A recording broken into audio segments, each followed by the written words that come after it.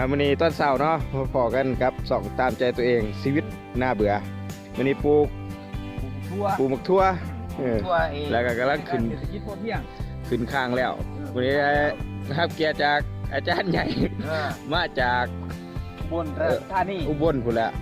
มาเบิ่งสวนหมักทั่วว่าเป็นจังได๋มื้อนี้เพราะว่าปลูกมาได้ประมาณ40กว่าวันละ40วันละกำลังเข้าเครือแล้วเพิ่นว่าอาจารย์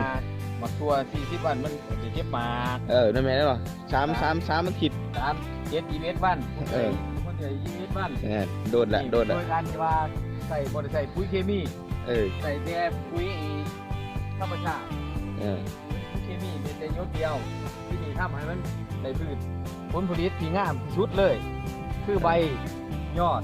แล้วก็ดอกกำลังจะมีดอกออกมานี่มีแต่อันดีๆทั้งนั้นเลยอย่างสวยงามยอดใหญ่ใบโต สังเกตยอด นักฟักยาว นี่ยอดกำลังเข้าเครือ ร่างข้าวเพื่อนนี่ปลูกไป21วันปลูกแล้วตัวทั้งหมดแล้วมันอายุประมาณ25มื้อ เนี่ยจ่ายเพิ่นมาเองผมมาเบิ่งให้วันนี้ ยอดเลยอันดับหนึ่งจำใบไปเฮ็ดพ่อแม่พี่น้องเอาไปภาคนานี่มันใส่ปุ๋ยบ่ได้มีหยังเลยบ่ได้ปุ๋ยหยังเลยพี่เด็กขอเข้ายางเดียว นี่สังเกตยอด เก็บยอดทั้งเก็บใบ นี่ใบนี่แต่กำลัง ตัวฟักยาว หัวเนื้ออยู่ได้ข้างครับนี่กำลังใส่ข้างเลยใส่ข้างลำหลังก่อนปลูก ก็ดีข้างไอ้ตะไคร้ก็ดีนี่ข้างไม้นี่ก็ดีนุชยังบ่ล่มแต่อาจจะมีที่ล่ม มีที่ล่มตัวนี้บ่มีที่ล่ม นี่ แล้วนี่ดีกว่าตัวนี้บ่ดี นี่เด้เบิ่งตัวนี้มันหลายเท่านี่บ่เชื่อ มันไรไอ้นี่ปลูกจะให้มันเกินอย่ามันเกิน2 ไร่นี่มันเป็น3 ไร่เพราะว่า3 ไร่นี่ถ้ามันหลายไร่แล้วมันคือเงามันสิบ่แตกตามชวนมันสิแตกอยู่เงาขึ้นมามันบ่แตกอยู่ปลาย นี่ถ้ามันแตกอยู่เงาแล้วเครือ เพื่อสิได้หลาย สิหลายเท่า ถ้าเฮาปลูกหลายมันไปแตกมันบ่แตกอยู่ถึงมันมีแต่หนาสิคือบ่มีหยัง ถ้าเครือหลายนี่โอเคแม่นบ่ โอเค แบบนี้ได้ตี้แบบนี้ แบบนี้บ่ดีปานใดต้องให้มี2 ไร่นี่มันสิแตกออกจริงๆมันแตกลักษณะนี้ 2ในนี่จังไหนนี่3 มัน3 3ผมแสดงว่าเปลือกคุณครับ เรื่องคุณน้ำแล้วมันก็การแตกของมันเป็นบ่เต็มที่ มันแตกกิ่ง อันนี้บ่แตกกิ่งคือแตกกิ่งมันแตกเงามันบ่ได้แตกอยู่ปลายเด้ บ่นั่นแหละเนาะอันนี้ก็ปลูกตั้ม ตามเนี่ยคุณคิดเจ้าของ ปลูกห่ำเลย ดี เล เรียกว่าดีที่สุดอันดับแรกของชีวิตที่เฮ็ดมาแล้วต่อไป ครั้งแรกลงมือปลูกเอง สมัครเล่นมันมืออาชีพ นี่มืออาชีพ ไปโอเคพ่อ30นาที3 นาที 15,000 บาท หมดแล้ว10นาทีเลย 10 นาทีแล้ว หมดแล้วให้มันได้10นาที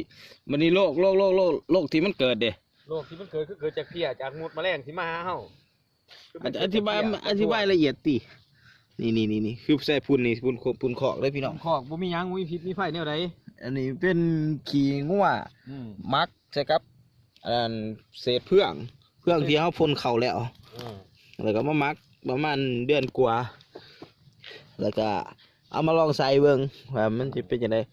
ผลที่ได้รับก็คือแบบนี้ แต่ว่าอนาคตบ่ฮู้ สิตายหรือสิหยัง บ่ตายมันสิงามเรื่อย แต่เพิ่นว่ามันพุ่นหลายโพดเดี๋ยวนี้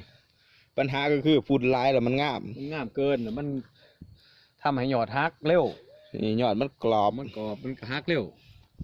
เดี๋ยวไปข้างตรงนั้นดีแนะนำได้ตีเลยส่วน น้ำก็บ่ให้อันนั้นแล้วบ่ให้เฮ็ดข้างเดียวนี่นี่บ่มันท่าล่มเปิดล่มมายังรู้ตานล่มมันเป็นข้างคู่คือได้กินต่ำกันนี่มันจังบ่ล่มแต่คือตัวนี้มันเต็มมาแล้วนี่นักในก็ไปดูดอีกคนนี่อีกตัวตัวนี้หน่อยล่มเบิด นี่ เพราะฉะนั้นจะให้เป็นข้างคู่ปลูกก็ให้ห่าง70 เซน ตอกลุม บ่ให้ต่ำกว่า50 เซน แบบนี้แบบบ่นี่นี่ โอเคนั่นตัวนั้นโอเคนั่น นี่ตัวนี้ประมาณ 70 มันห่างจังสิได้ มันสิขึ้นของมันว่าดีงามมามันก็สิรกกับมันห่างกับมันทีมาก็สิน้อยสิแลบสิรีบมามันสิบ่ตรงบ่ยาว เอ้ย บ่ใหญ่ นี่สังเกตเกลือแบบนี้ นี่มันบอกให้มันอันนี้บ่เกิน3ได้แล้วมันสิแตกงาม บานออกไปเลย แล้วเขาก็มาเก็บเครือคืนแมันบ่ เอาคืนแล้วอย่าให้มันแตกเพื่อน้ำดินแตกเพื่อน้ำดินคือเสีย นี่แล้วก็มัดคืน คือคอยเอาฟางมัด ฟังส่วนไว้ มัดคืนน้ำลักเลยนี่ดิโอ้สงสัยกรอบโพดยอดหักพุ่น พดน้ำอยู่มันก็ฮัก พุ่นมันหลายโพดมันยอดกรอบเพิ่นว่ายอดมันพอมันนั่นแห้งแล้วถือเขาหดถือน้ำแล้ว ทำเขากินมาช่วยให้ทำมือสอบอย่างกรอบๆ นี่เด้ใบมันเป็นจังซี่เด้นี่ ไอ้เกิดจากที่ว่า มันความห่อนของมันตัวนี้มันดูดน้ำขึ้นมาหลายวันพอถือห่อนมันก็จะเหี่ยวเขาเลยวันนี้ มันกรอบเลย มันกรอบมันอันนั้นพวก สาเหตุมันมาจาก บางสาเหตุมาจากไอ้ที่ว่าเฮาฝุ่นมันหลายโพดมีผู้ใดมาสู้แน่เส้นตัวนี้มันหักเพราะเส้นตัวนี้หักก็หนามากบ่ได้มันก็เปื่อยมันก็เน่าหักเองมันบ่แม่นว่ามีเสือลูกเนี่ยได้บ่มี ปิดออกแสดงว่ามันถือน้ำลาย มันบ่แม่นมันถึงน้ำหลายมันฝุ่นมันหลายเพราะมันขึ้นมาเดียว มันกินฝุ่นลาย มันกินได้กินฝุ่นหลายมันมีผู้มาสู้มันก็เป็น นี่เด้นี่ ปลายมันมันสิกรอบเลยนี่มันแดดที่แดดเผามัน แดดเผา มัน แต่ว่าบ่เป็นหยังนี่เนี่ย มันสามารถแตกใบใหม่ขึ้นมาได้ ได้คงคุณตามันอยู่พี่ นี่แหละปัญหาที่ว่าตกใจ บ่เป็นหยัง ก็คือว่าใบมันเหี่ยว อืม นี่เด้นี่ นี่ นี่เกิดจากอันเดียวกันมันเบิด อันเดียวกันเบิด ปัญหาที่แก่บ่ให้ใส่บ่ให้แพ้ฝุ่น บ่ต้องใส่ฝุ่นบ่ต้องไอ้เฮ็ดแนวอื่นอย่าไปสีน้ำมักพอน้ำมักกับมือพอแล้ว เพราะว่าเขาสีน้ำมักขี้งัวใส่ น้ำมักขี้งัวมันอะไรมันฝุ่นมันแห้งโพดมันพอมันร้ายแล้วมันก็กรอบมันก็เข้าวันนี้ถึงแดดมันสูบ่ได้ สูบ่ได้ที่ วันนี้มันจะมีโรครากเงาอหยังวะ ล่ากิน เสือล่าเกิดจากไอ้ฝุ่นที่เขาบ่เสือเขาเอาฝุ่นดิบใส่บ่เป็นฝุ่นเผาฝุ่นนั่นน่ะใส่ฝุ่นเผา มันแห้งมันตายเสือมันจังบ่มี นี่ตัวนี้เป็นขางคูตัวนี้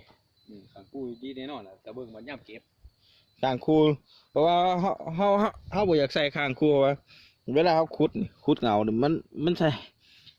มันเป็นหล่องข้างกลางมันเป็นหอนข้างกลาง กามกับบ่เป็นหยังเขาบ่ได้ไปโพดน้ำมัน ข้านเขาก็เลยบ่ได้บ่อยากเฮ็ดขางคูก็เลยเฮ็ดขางเดียว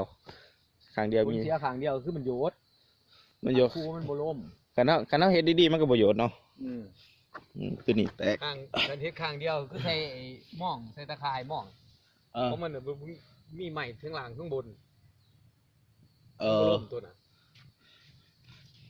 ตัวนี้ ต้นเดียวเลยโหลดก็ปลูกอันนี้จะปลูกหลายต้นหลายเม็ดปลูก ทั่วป้องหนึงปลูกได้ซ้ำนี่ล่ะ ปกติมันสิได้หลายกว่า เอ้าแม่ปลูกเด้แล้วใส่ซ้ำในกันบ่เกิดฟาดมันเกิดซ้ำในผม เขาบอกว่าแห้งมันเกิดบ่ได้ เฮาก็บ่ลกถิ่มเนี่ยแท้เราต้นแล้วเฮ็ดแล้วก็ด่าหัวอีกแล้วว่ามึงลกของกูถิ่มเฮ็ดหยัง เอาถิ่ม มันเราบ่จักว่าปลูกหลายมันมีฝุ่นเสีย มันกินนึงก็กินฝุ่นบ่ทันจะให้ฝุ่นยาก ฝุ่นยากแล้วมันก็ โอ้นี่ตัวนี้ แมลงเต่าทองกัดมัน นี่ได้นี่ตัวนี้ แมงเต่าทองกัดมัน หามันอยู่ไสบัดนี้ บ่นะต้องเอาสมคนใหม่ทางมันมื้อแรกก็ได้เดียวนะ นี่ได้ นี่เตียง ฮะ สมคนใหม่ไล่มันมื้อแรก ได้สมคนใหม่ครับไอ้ไล่แมลงนี่ก็อย่าสิเอาแนวอื่นใส่ เฮาฉีดแต่เทื่อมาก่อยน้ำส้มก้นไม้แล้วก็มีน้ำส้มก้นไม้ยาสูบหมักพริกแล้วก็น้ำมักขี้งัวทื่นใส่มันออกมาก็เป็นแบบนี้แหละ แต่ว่ามันหน่อยสิ พี่ตัวปลูกหน่อยมันบ่ น้อย ฮะ น้อย สวนเขาหน่อยมันบ่ มันปลูกน้อยมันต้องร้ายขึ้น เฮ็ดบ่อยู่ทงหน้า ตรงหน้าสิเป็นไห้หน้า เฮ็ดทงหน้าเนาะ ได้เฮ็ดบ่ได้เฮ็ดเสียปล่อยง่ายเฮ็ดเสียมันก็สิซื้อ มันก็บ่ เฮ็ดซ้ำเก่าหลายเฮ็ดซ้ำเก่าเฮ็ดตายไปหมดที่นั่น โอ้นี่ยังบ่ลายเนาะ เฮ็ด บ่มีแห้งเฮ็ดหัวกูมีแต่ท่อ